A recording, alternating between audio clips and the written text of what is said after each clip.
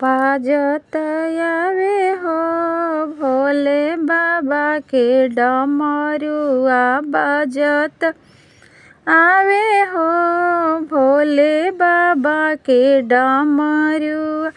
कहवा पे चंदा सोही कहवा चंदनवा कहवा पे चंदा सोही कहवा चंदन कहाँ पे बहे हो कहाँ पर बहे हो गंगा मैया निर्मल धारावा कहाँ पर बहे हो गंगा मैया निर्मल धारावा। बाजत आवे हो भोले बाबा के डमरुआ बाजत आवे हो भोले बाबा के डमरू। सिरवा पे चंदा सोहली लारा चंदनवा जाटा से बहे हो जाटा से बहे हो गंगा मैया निर्मल धारावा।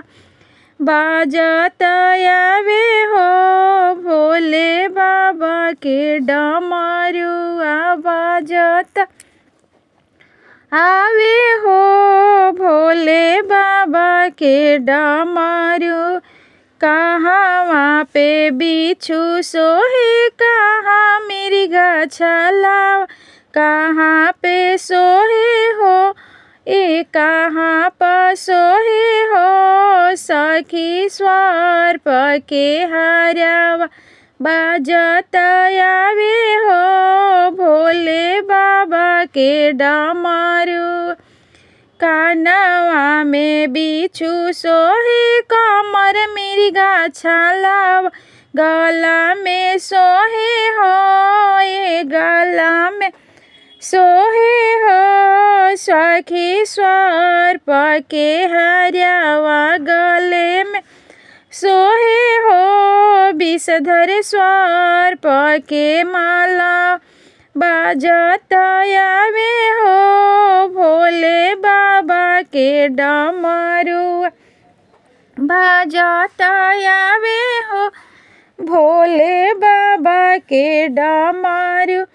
कहवा पे भस्मी सोहे कहाँ पे घुंघरुआ कहवा पे भस्मी सोहे कहाँ पे घुंघरू कहाँ पर सोहे हो कहाँ पे सोहे हो सखी त्रिशूल डमरुआ कहाँ पर सोहे हो सखी त्रिशूल डमरुआ। बाजत आवे हो भोले बाबा के डमरू। बदन पे भस्मी शोभे पैर घुंघरुआ हाथों में शोभे हो हाथों में शोभे हो सखी त्रिशूल डमरुआ।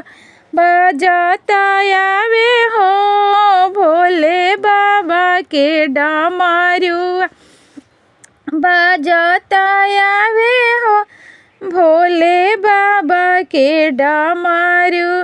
कहवा पे बसहा सोही कहाँ गौरा रानी कहाँ पर सोहे हो सखी गणपति लाला नवा कहाँ पर सोहे हो गणेश जी लाला नवा। बाजत आवे हो भोले बाबा के डमरुआ बाजत आवे हो भोले बाबा के डमरुआ।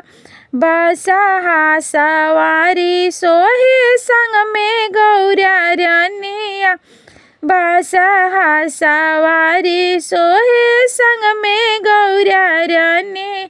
गोदी में सोहे हो गोदी में सोहे हो सखी गणपति लाला नवा। बाजत आवे हो भोले बाबा के डमरुआ बाजत आवे हो, भोले बाबा के डमरुआ।